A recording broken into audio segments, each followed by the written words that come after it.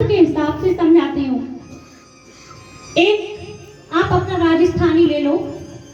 पहले के जमाने में छोटे छोटे राज्य हुआ करते थे। उन राज्यों के राजा हुआ करते थे। एक राज्य का राजा था, उसकी बड़ी खतरनाक व्यवस्था थी। उस राज्य में 5 साल का कार्यकाल रहता था। राजा 5 साल के बाद उस राजा को नदी पार जंगल में जाना पड़ता था। तब ऐसी खतरनाक व्यवस्था उस राज्य की।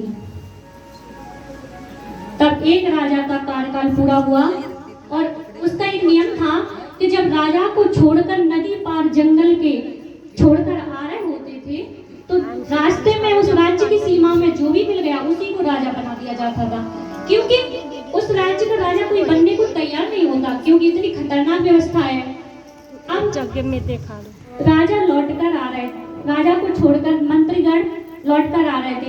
योगी जी मिल गए। योगी जी से कहा अब तो तुम्हें हमारे राज्य का राजा बनना पड़ेगा।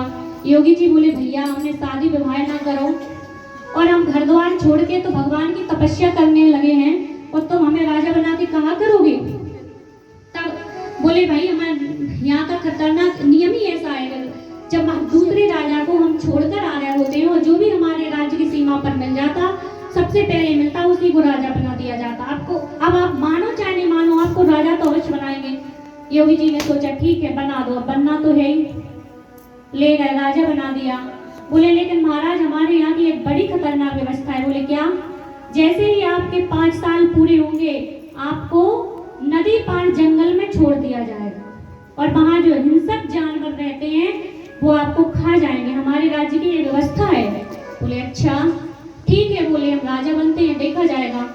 जैसे ही योगी जी को राजा बनाया तो योगी जी ने राजा बनते ही घोषणा कर दी। बोले अब हम आपके राज्य के राजा हैं। बोले हाँ बिल्कुल।